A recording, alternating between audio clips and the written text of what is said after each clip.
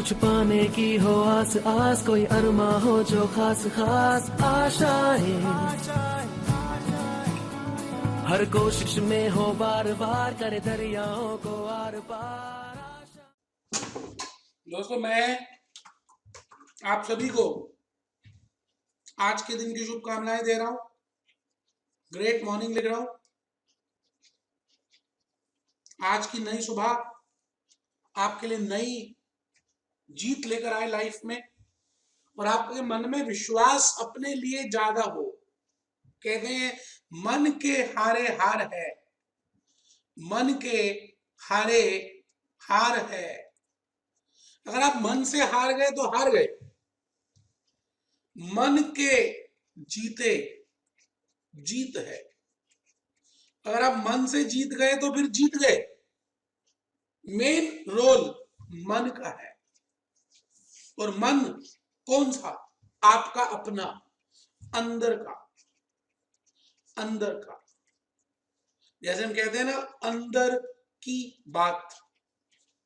तो बेटे, लाइफ में बाहर के फैक्टर्स होते होंगे इंपॉर्टेंट, मैं ये नहीं कह रहा। आप बड़े अमीर खानदान से बिलोंग करते हैं, आपके माता पिता बहुत अमीर हैं, आपको सारी सुख सुविधाएं मिली हुई है, एसी, स्टडी रूम, कोचिंग, सब कुछ है। फिर भी ये जरूरी नहीं कि आप सीए, सीएस और सीएम में बन जाएंगे। हाँ, बाहर के फैक्टर्स इंपॉर्टेंट होते हैं आपको सीए, सीएस, सीएम में बनाने में, लेकिन अगर आपके मन में है कि मुझे वो चीज पानी है, तो फिर ये बाहर के फैक्टर्स नहीं भी हो तब भी चलेगा। तो बेटे, मैं एक बात कहना चाहूंगा आप सभी को। आपको विवेकानंद जी की एक बात बिल्कुल ध्यान में रखनी चाहिए, बिलीव इन यूर सेल्फ। आपको अपने ऊपर विश्वास रखना है, that you can do anything and everything. आप कुछ भी और कभी भी कर सकते हो। बेटे, आप कुछ भी और कभी भी कर सकते हो, ऐसा आप मन में विश्वास रखें तो लाइफ में कुछ भी मुश्किल नहीं है। दोस्तों, मैं आपको दिल की बात बता रहा हूं, मन से बता रहा हूं, क्योंकि आप मेरे अपने हो। तो बेटे, आज हम जो चैप्टर शुरू करने वाले हैं, इस चैप्टर की अपने में ही बड़ी इंपॉर्टेंस है। तो मैं इस चैप्टर का नाम वैसे तो वैल्यूएशन ऑफ सिक्योरिटीज लिखने वाला हूं। कई जगह इसका नाम बॉन्ड वैल्यूएशन भी रखा गया है, तो कोई ऐसी बात नहीं है, या वैल्यूएशन ऑफ इक्विटी शेयर्स भी बोलते हैं। अब सवाल यह है कि जब मैं कहता हूं सिक्योरिटीज, इसमें ऑटोमेटिकली बॉन्ड्स भी आ गए और इक्विटी शेयर्स भी आ गए और प्रेफरेंस शेयर्स भी आ गए मेरे बेटे। तो बेटा, ये जो चैप्टर है सीएस प्रोफेशनल के लिए न्यू सिलेबस में इंस्टीट्यूट ने इसको नए चैप्टर के रूप में ऐड किया है। वैसे आपको मैं बता दूं, ये बेटे सीएमए में है पहले से, सीएमए फाइनल, सीए फाइनल में भी है, सीएफए यूएसए में भी है। ऐसा कोई भी फाइनेंस का कोर्स नहीं है जिसमें चैप्टर ना हो, लेकिन सीएस में नहीं था, ओल्ड में नहीं था, न्यू में डाल दिया। हाँ, अभी तक क्वेश्चन 1 या 2 बार आया है। तो बेटे, मैं इस चैप्टर में 5 स्टार्स में से 4 तो जरूर ही दूंगा, 4 स्टार्स जरूर दूंगा बेटे। पेपर के लिए मोस्ट इंपॉर्टेंट है, करना चाहिए। और एग्जामिनेशन की बात करें तो बेटे, मैंने कोई भी ऐसा पेपर नहीं देखा जिसमें ये 10 नंबर का कम से कम थ्योरी और प्रैक्टिकल से ना पूछा गया हो। इवन ओल्ड सिलेबस में भी ये पूछा जाता था, लेकिन अभी प्रैक्टिकल भी आना शुरू हो गया है। तो दोस्तों, मैं इस चैप्टर को खत्म करने के लिए 2 से 3 लेक्चर्स लग सकते हैं बेटे, 2 से 3 लेक्चर्स लग सकते हैं। हम लगभग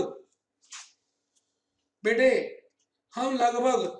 कंसेप्ट जो मैंने लिखे हैं बुक में इस चैप्टर को लेकर बेटे 30 से 32 कंसेप्ट लिखे हैं। कुछ हैं 3-4 कंसेप्ट जो आपको नहीं करने, वो सीए फाइनल और सीएमए फाइनल में है। तो पहली बात, लेक्चर्स 2 से 3 लगेंगे, कंसेप्ट 30 से 32 लगेंगे, और बेटे थ्योरी के क्वेश्चंस मैंने 10 दिए, हद कर दी।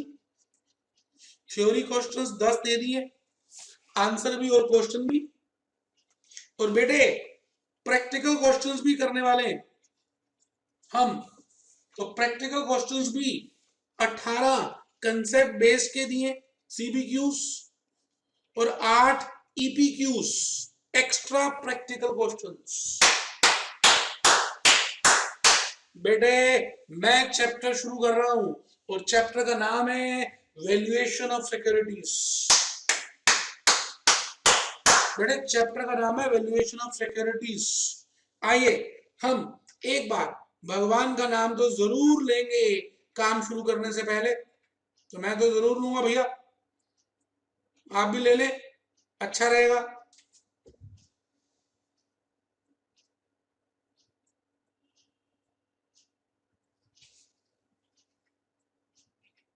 कहते हैं जी कोई भी काम अगर भगवान के नाम से शुरू कर दे तो कहते हैं कि आपको सक्सेस मिलती है और मन में शांति रहती है।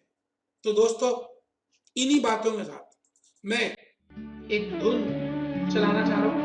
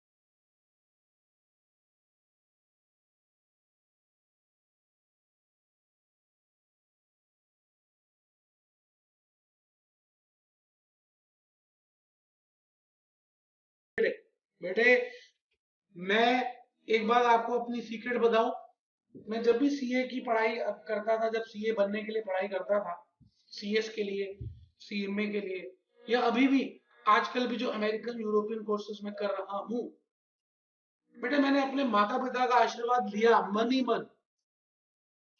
या फिजिकली जाकर बिल्कुल मैं तो लंबा लेट जाता था, दंडवत प्रणाम। आप नाटक समझ लीजिए, कुछ भी समझ लीजिए, लेकिन मैं पूरा लंबा लेट जाता था। और बेटे उस आशीर्वाद से भी मुझे ऐसा लगता है कि मुझे बहुत कुछ मिला। और बेटा जो मुझे मिला, तो मैं तो ये बात आपको शेयर कर रहा हूं कि आप भी सीए में कर रहे हैं, तो बेटे आप भी करें। तो मैं आज की क्लास को शुरू करने से पहले मैं एक बात कहना चाहूंगा कि इस चैप्टर में नाम लिखा हुआ है वैल्यूएशन। अभी सिक्योरिटीज छोड़ दीजिए, वैल्यूएशन का मतलब है किसी भी चीज की वैल्यू को निकालना, वैल्यू को निकालना, वैल्यू को निकालना। मैं वैल्यू का मतलब समझता हूं कि उस आइटम, जो चीज आप खरीदना चाहते हैं, उससे बेनिफिट क्या मिलने वाला है आपको, benefit which can be arrived. What is the benefit which can be arrived. आप कोई भी चीज लेंगे, उसमें आप एक तो प्राइस पे करते हैं, और दूसरा उससे बेनिफिट इंजॉय करते हैं। तो मैं ये कहूंगा कि बेनिफिट इंजॉय करना एक अलग चीज है, प्राइस देना एक अलग चीज है, मैक्सिमम रिटेल प्राइस एक अलग चीज होती है, और उससे बेनिफिट कितने अचीव कर रहे हैं वो अलग चीज है, दोनों अलग अलग चीजें। तो पहले तो हमें ये समझना है what is the meaning of value और what is the meaning of price. बेटे बेटे दोनों में जमीन आसमान का अंतर है। प्राइस और बेनिफिट अचीव में दोनों में डिफरेंस है। वैल्यू ज्यादा भी हो सकती है प्राइस से, और वैल्यू कम भी हो सकती है प्राइस से। आप 2 रुपए का पेन खरीदते, नटराज का, लाल काला, नटराज का 2 रुपए का पेन परचेज करते हैं, और पिछले बहुत वर्षों से ले रहे हैं, 1 वीक चल ही जाता है, और आप वो 2 रुपए का पेन फेंक देते हैं। एक बार आपने नटराज का पेन खरीदा 2 रुपए में, लेकिन वो 2 हफ्ते चला, लिखा उतना ही आपने, तो आपके मन में क्या आएगा, क्या आएगा आपके मन में कि आपको ज्यादा बेनिफिट मिला, ज्यादा बेनिफिट मिला, या पैसे वसूल हो गए। बोलो बेटे, आपके मन में जरूर आएगा कि पैसे वसूल हो गए, 2 रुपए से ज्यादा वसूल हो गए, क्योंकि अभी तक तो 2 रुपए देते थे और 1 हफ्ता चलती थी गाड़ी, लेकिन इस बार पेन ने 2 हफ्ते चला दी गाड़ी, तो मैं कहूंगा आपको ज्यादा पैसे वसूल हो गए। ठीक जी। तो मैंने कहा वो जो आप सोच रहे हैं ना ज्यादा वसूल हो गया, वो बेनिफिट है, और जो 2 रुपए आपने दिए, ये प्राइस है, ये प्राइस है, ये प्राइस है। मैं आपसे कह रहा हूं, इस दुनिया में आप कुछ भी खरीदते हैं तो 2 चीजों को दिमाग में रखते हैं बेटे। आप बताइए जी, कनॉट प्लेस, कनॉट प्लेस, हमारे दिल्ली में एक कनॉट प्लेस है जी, वहां पर एक जनपद है जी, जनपद। कभी दिल्ली में आए तो जनपद जरूर आए। जनपद एक ऐसी लेन है जहां पर रेडीमेड सामान मिलता है, रेडीमेड सामान मिलता है, रेडीमेड टी शर्ट्स मिलती हैं। आपके शहर में भी रेडीमेड सामान मिलता होगा, हमारी दिल्ली में कनॉट प्लेस की जनपद में आवाजें लगाते हैं सब जो टी शर्ट बेचने वाले होते हैं, 50 50 50 50 50 50 50। अचानक एक दिन आप वहां से जाना हो गया आपका, और आपने देखा कि आपके नाप की टी शर्ट 50 रुपए की मिल रही है, 50 50। आप तो हैरान हो गए, आपने ढूंढनी शुरू कर दी टी शर्ट अपने साइज की, अपने कलर के हिसाब से, ढेर लगा हुआ था टी शर्ट्स का, उसमें से ढूंढ रहे, और ढूंढ कर एक पसंद भी कर ली, और मन ही मन पता क्या सोच रहे हैं, मन ही मन आप एक बात सोच रहे हैं कि यार 50 रुपए की तो है, 50 रुपए की ही तो है, 2 महीने भी अगर ये काम चल गया, 2 महीने भी पहन ली, 2 महीने भी पहन ली तो पैसे वसूल हो जाएंगे, तो पैसे वसूल हो जाएंगे। और उसके साथ साथ जब इसका रंग फेड हो जाएगा तो शर्ट के नीचे पहन लेंगे, शर्ट के नीचे पहन लेंगे, शर्ट के नीचे पहन लेंगे। मेरी बात आप समझ पा रहे हैं? मैं आपसे क्या कह रहा हूं कि एक 50 रुपए की टी शर्ट खरीदते समय भी आपके दिमाग में कैलकुलेशंस चल रही होती है कि भाई है तो 50 रुपए, इससे मुझे बेनिफिट कितना मिलेगा, कि मैं बाहर कितनी बार पहन सकता हूं, अंदर कितनी बार पहन सकता हूं, तो मेरे पैसे वसूल होंगे या नहीं। तो बेटे ये जो कैलकुलेशन चल रही है ना, पैसे वसूल होंगे या नहीं, या बेनिफिट कितना मिलेगा, इसी का नाम है वैल्यू। और बेटे जो 50 रुपए दिए वो प्राइस है।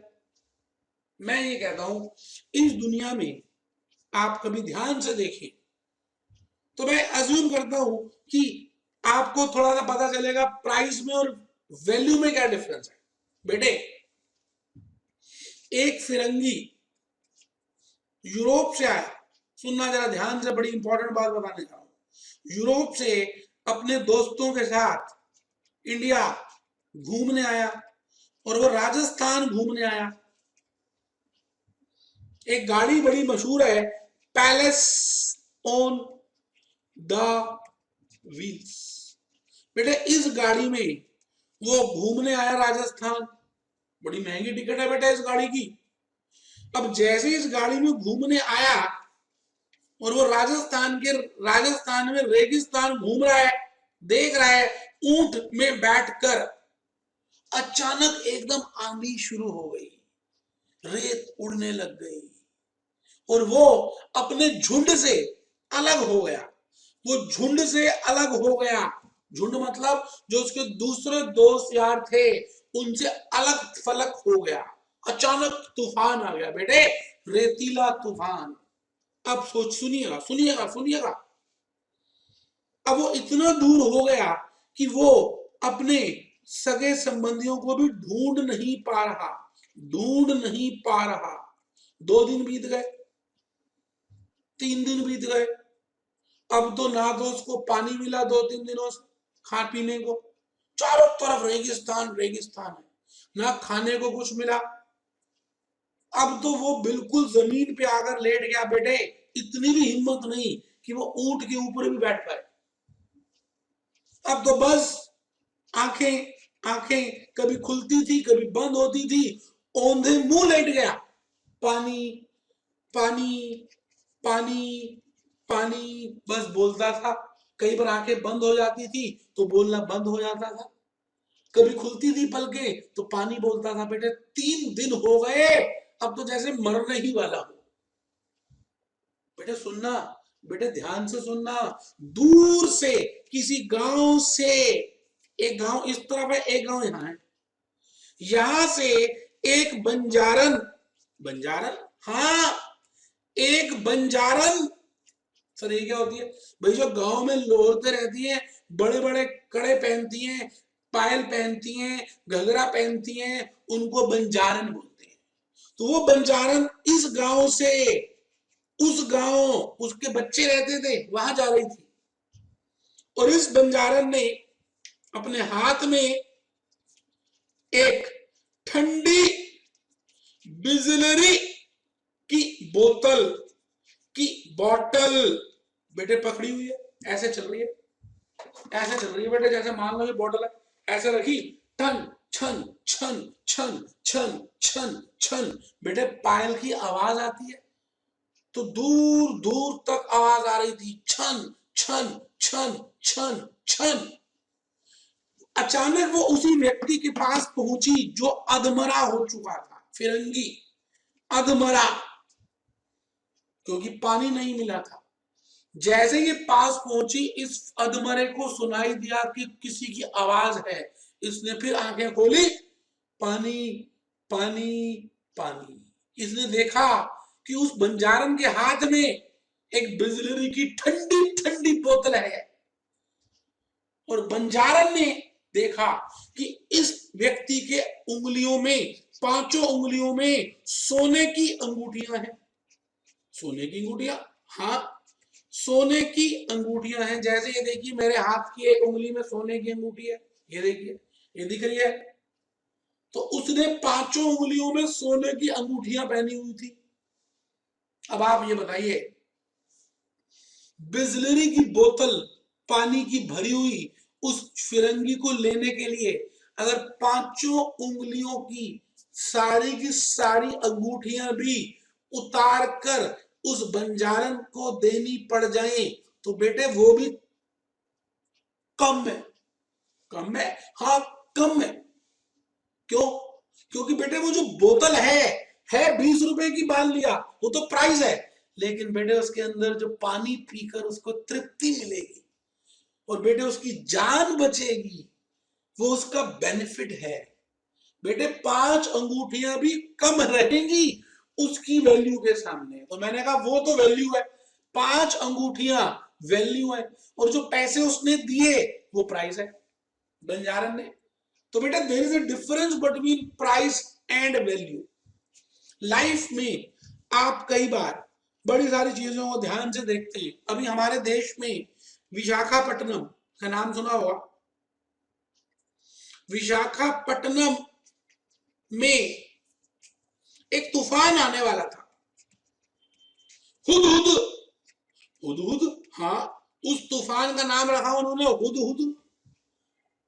अब एक रामलाल के परिवार के सदस्य उस तूफान में फंस गए और चारों तरफ पानी ही पानी आ गया। अब ये रामलाल उनको देख रहा है कि बेचारा अकेला नहीं लेने जा सकता क्योंकि पानी पानी है, इसको एक बोट की जरूरत पड़ेगी। उसने देखा कि किनारे में बोट बेचने वाला एक है, बोट बेचने वाला भी खड़ा है और उसके पास एक टूटी हुई बोट है जो 5-6 हजार रुपए की भी नहीं होगी। ये उसके पास गया और उसने बोट मांगी कि मुझे बोट चाहिए क्योंकि मुझे अपने परिवार के सदस्यों को बचाकर वापस लाना है। आप बताइए कि ये बोट वाला अगर रामलाल से 1 लाख रुपए भी मांग ले अगर उस समय, तो रामलाल देगा या नहीं? बिल्कुल देगा। बेटे वो बोट भले 10,000 रुपए की क्यों ना हो, प्राइस उसका 10,000 रुपए का क्यों ना हो, लेकिन उस समय रामलाल के पास 1 लाख से ज्यादा बेटे उसके मेंबर्स की लाइफ की वैल्यू है। तो मैं कहूंगा 1 लाख रुपए तो वैल्यू हो गई और 10,000 रुपए प्राइस हो गए। आराम से बेटे मैंने आपको प्राइस और वैल्यू के बीच में डिफरेंस बताने की कोशिश की है। बेटे दूर क्यों जाते हो? नरेंद्र मोदी जी ने अभी जब बैरक ओबामा हमारे देश में आया तो नरेंद्र मोदी जी ने एक सूट सिलवाया था, अपना एक सूट सिलवाया था और उस सूट में काम किसका हुआ था? धागा किसका था? सोने का धागा। सोने का धागा, हाँ सोने का काम हुआ। सोने का मतलब, सोना मतलब गोल्ड। मान लेते हैं कि वो 2 लाख रुपए का बना, 2 लाख रुपए का सूट बना और ये मुद्दा न्यूज़पेपर में आया था, कांग्रेस ने उठाया था, इसलिए बता रहा हूं। तो वो 2 लाख रुपए का सूट उसकी लागत बनी, प्राइस था मान लेते। और कांग्रेस ने विवाद खड़ा कर दिया कि इतना महंगा सूट क्यों ले रहे हैं मोदी जी। तो आखिरी में मोदी जी को सूट तो पहना उन्होंने, लेकिन उन्होंने उसके बाद उसको बेच दिया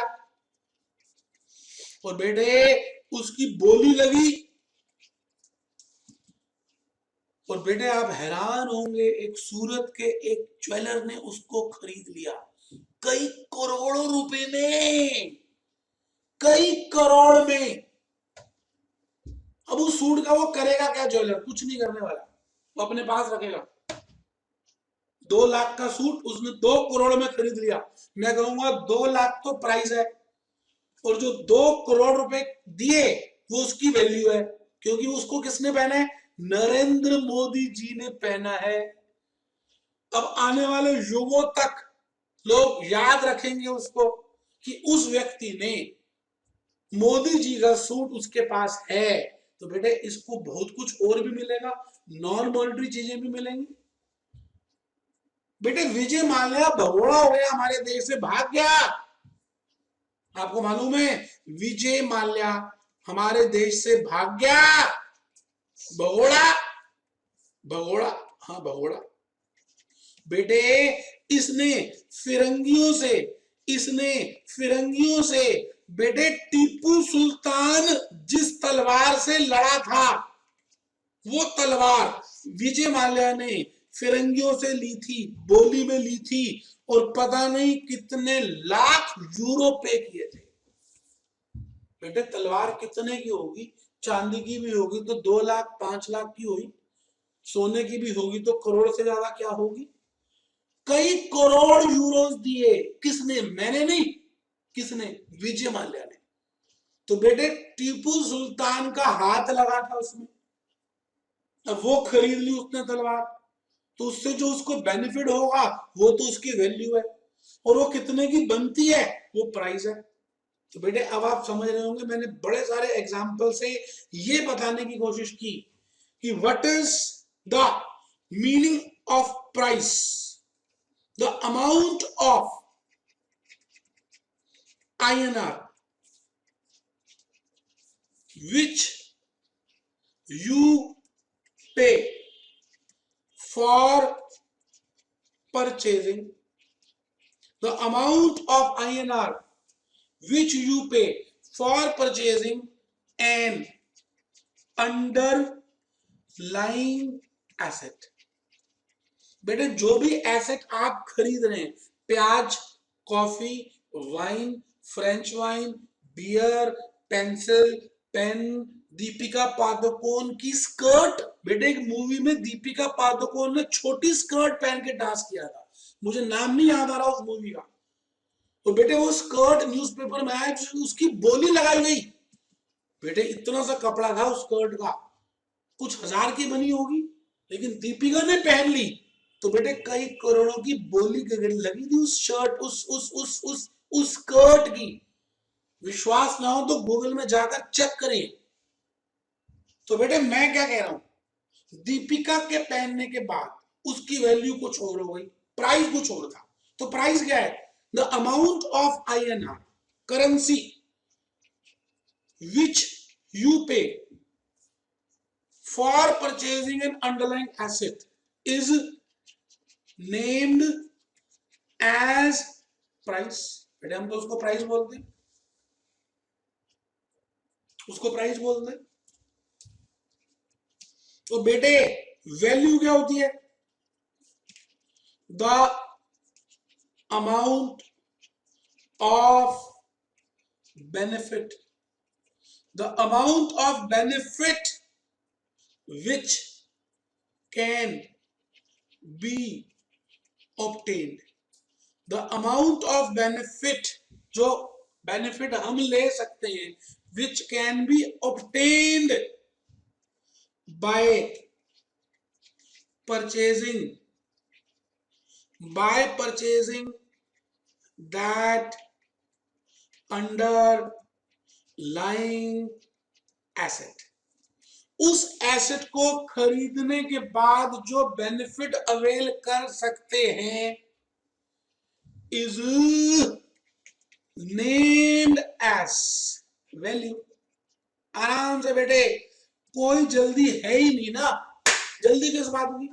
और एक बात और बता दूं, आप सब मेरे सामने होनहार बच्चे बैठे हो, होनहार होनहार बलवान के, होनहार बलवान के होत हैं चिकने पात, चिकने पात।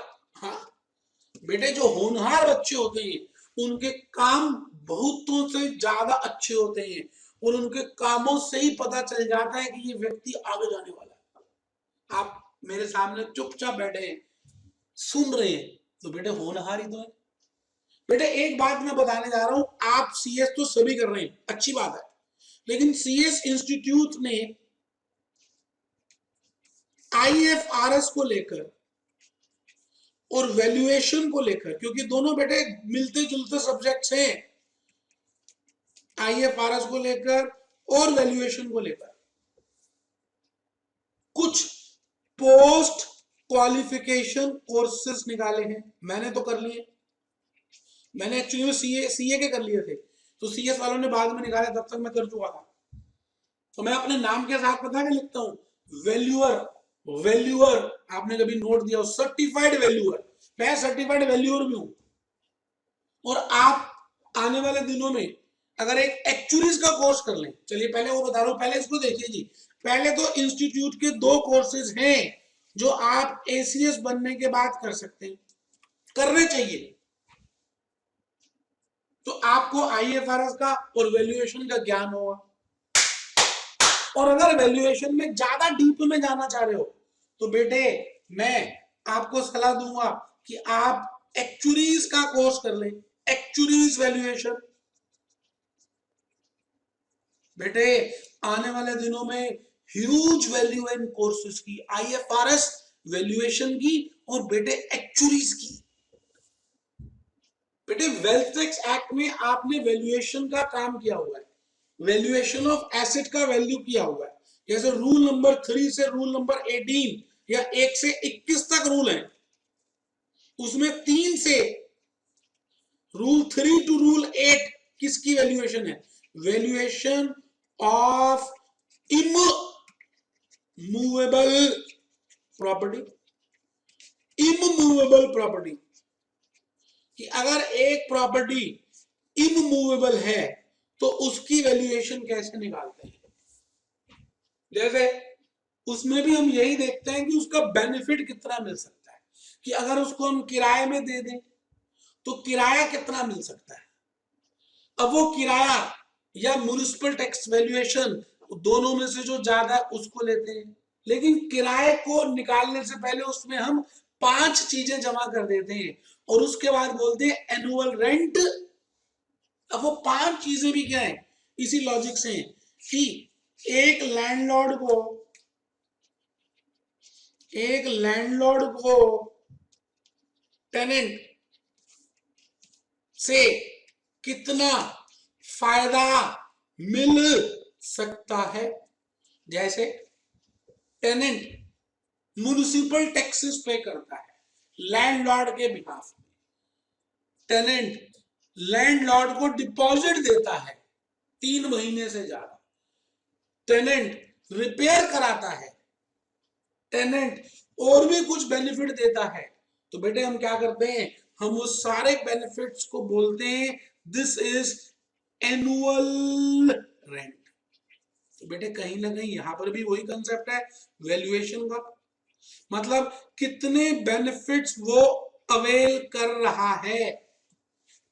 तो बेटे पूरी दुनिया इस समय बेनिफिट्स की बातें कर रही है, वैल्यूएशन की बातें कर रही है, और इस समय आप सीएस बन रहे हैं तो मुझे खुशी होगी अगर आप ये कोर्सेज भी जरूर कर ले। बेटे कोई नहीं बताता, किसी को पता ही नहीं है, क्या बताएगा, उसने कुछ किया ही नहीं है, ऐसी पढ़ाई जा रहे हैं, कोई आगे का आपके बारे में बताएगा ही नहीं, बस क्वेश्चन भी पूरे नहीं करा रहे, कंसेप्ट भी नहीं बता रहे, क्योंकि है ही नहीं अवेलेबल सब कुछ, तो बस चल रहा है काम।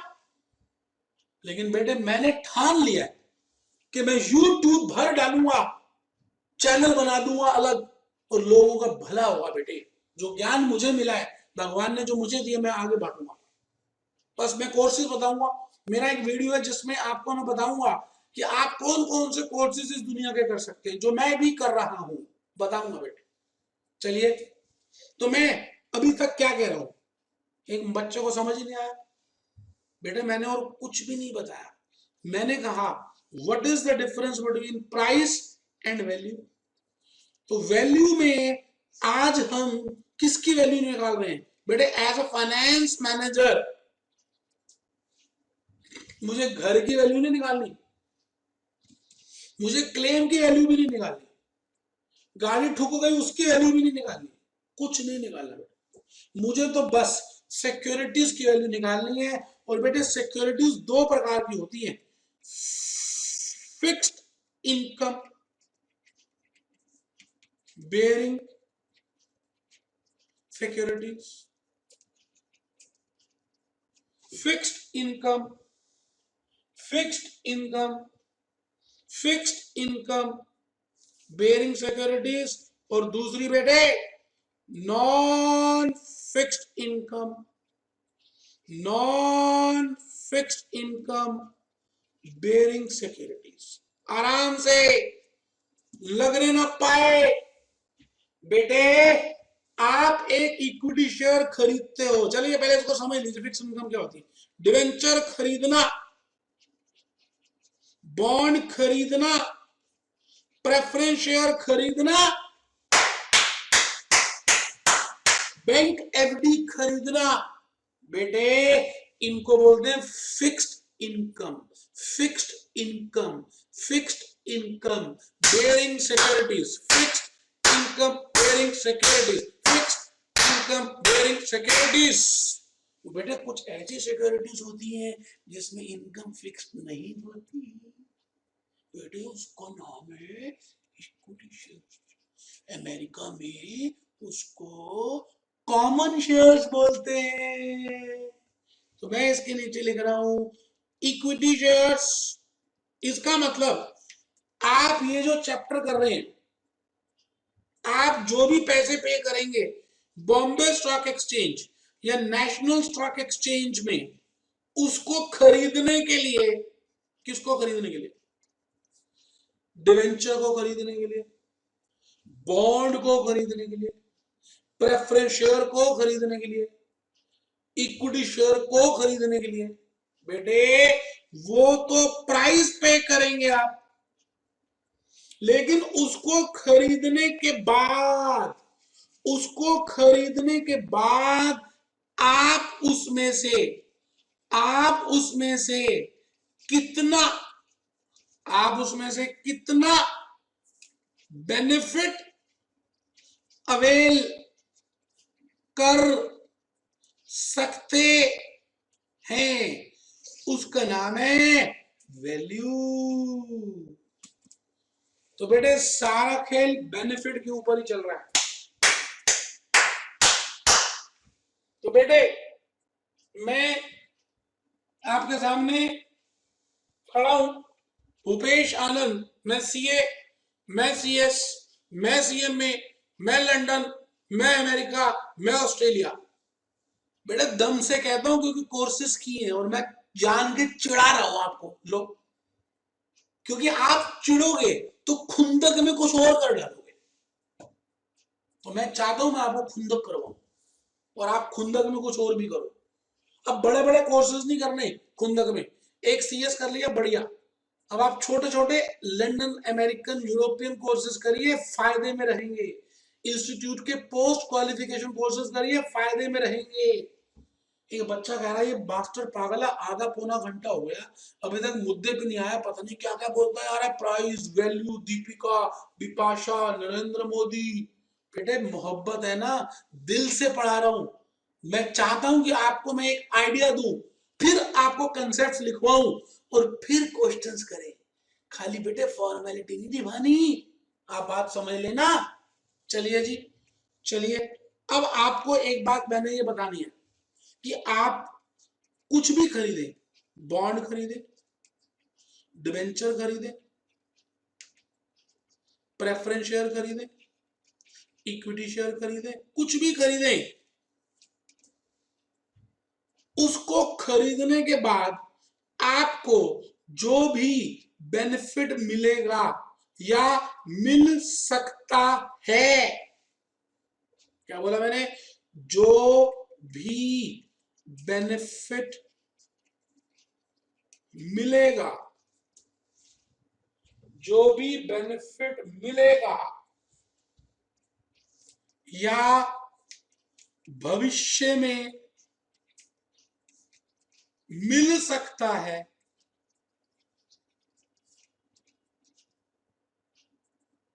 उसको अगर हम ऐड कर लें, उसको अगर हम ऐड कर लें तो उसका नाम वैल्यू है। जैसे मैंने आपके सामने एक टाइमलाइन बनाई, मैंने कहा आपने एक डिवेंचर खरीदा, आज खरीदा, बॉम्बे स्टॉक एक्सचेंज से खरीदा, इन्फोसिस का खरीदा, लीजिए। एक बच्चों को नींद आने लग गई, मैंने जान के वॉल्यूम तेज कर दिया। जिसको नींद आ रही है मैं आपको फिर रिपीट कर रहा हूं, आप कमर सीधी करके बैठिए। ये चैप्टर बार बार पूछ रहे हैं, ये चैप्टर और कोई टीचर कराता नहीं क्योंकि उसको आता ही नहीं, यूट्यूब में भी नहीं है, एक्सक्लूसिवली सीएस के लिए मैं ही हूं जो करा रहा हूं। प्लीज कमर सीधी करिए, पांव सीधे कीजिए, ढीले हो गए बेटे। मैं कह रहा हूं रामलाल ने एक डिवेंचर 800 रुपए का बॉम्बे स्टॉक एक्सचेंज से इन्फोसिस का खरीदा, जिसकी फेस वैल्यू 100 रुपए थी। ये मार्केट प्राइस है बेटे, 800 रुपए मार्केट प्राइस। अब आप कह रहे हैं कि रामलाल बेवकूफ है, 100 रुपए वाली चीज उसने 800 में खरीद ली। रुको तो सही यार, ऐसी बेवकूफ बना दिया उसको। मैं कह रहा हूं जब वो एक डिवेंचर खरीदेगा तो उसको उससे बेनिफिट क्या क्या मिलेगा बेटे। पहले साल, दूसरे साल, third year, fourth year, fifth year बेटे इंटरेस्ट मिलेगा। बोलो हाँ, बोलो हाँ, फिर नहीं बोल रहे, बोलो हाँ। बेटे मुझे सुनाई दे रहा है, बोल नहीं रहे, कसम होगी, जहां बैठे बोलिए हाँ। हाँ बच्चा बोला हाँ, कसम चढ़ा दी। और 5वें साल क्या मिलेगा, रिडीमेबल वैल्यू। मैं यही तो कह रहा हूं कि आप जो भी सिक्योरिटी खरीदेंगे उसमें जो भी कुछ मिलेगा आपको उस सिक्योरिटी को खरीदने के बाद, जैसे मैंने कहा interest 1, interest 2, interest 3, interest 4, interest 5, ये 5 इंटरेस्ट लिखे। और यहां लिखा मैंने रिडीमेबल वैल्यू।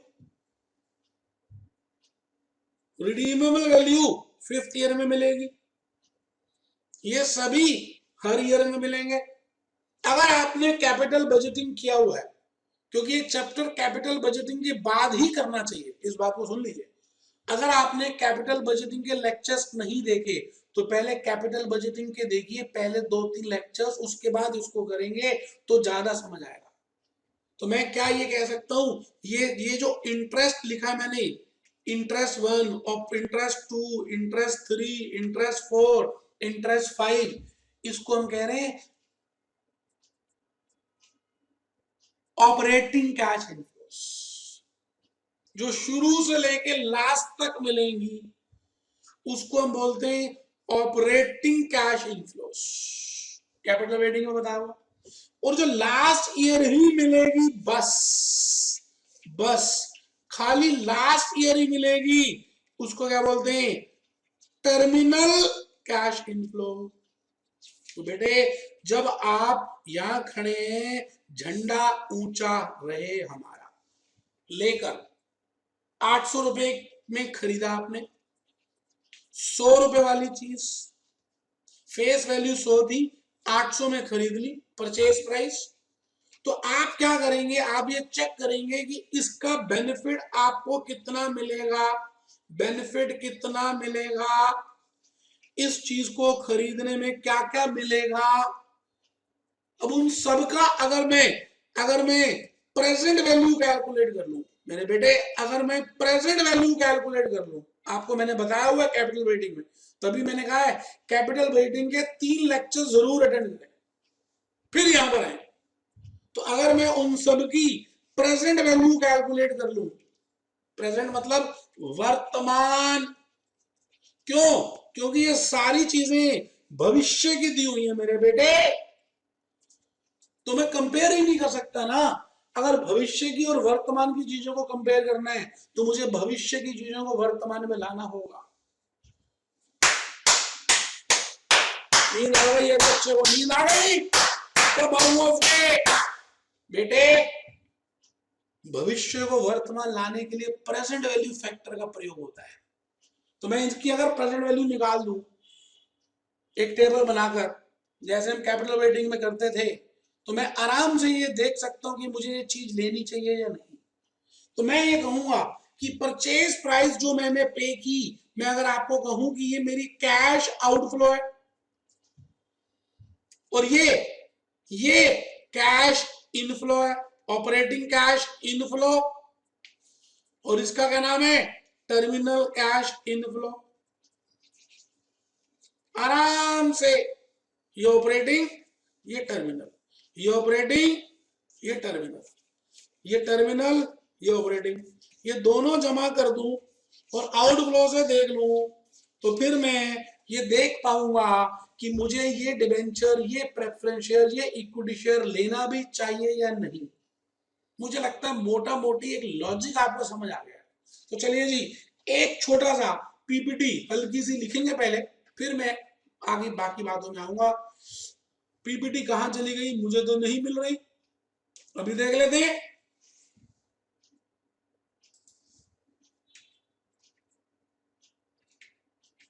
कहां गई पीपीटी, तुम कहां हो, नहीं आ रही ना, लो ना, मैं दोबारा से कर देता हूं ना, लो ना बेटे, ये लो बेटा, लो ना, लिखो। चलिए जी, कंसेप्ट 1 प्लीज सभी बच्चे लिखेंगे, कसम होगी जो ना लिखे। चैप्टर ए पेपर में आएगा, आ रहे हैं, लिखिए। Concept 1 introduction. बेटे पानी पी लो, ये देख लीजिए कि आप सोच रहे चाय पी रहा हूं, आपको नहीं पूछ रहा, ऐसी बात नहीं है बेटे, पानी है, ये देख लो।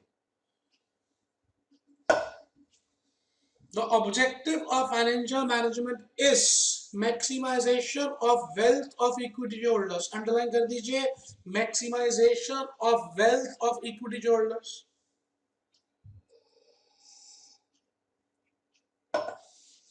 Hence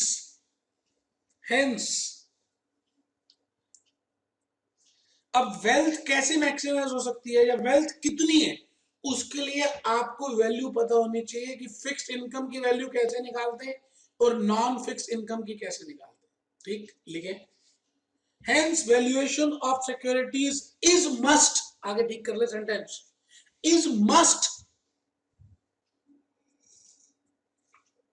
valuation of securities is must. अब उसमें पहली सिक्योरिटी है, लिख लें, फिक्स्ड इनकम सिक्योरिटीज। पहली सिक्योरिटी है fixed income securities, fixed income, जिसमें इनकम फिक्स्ड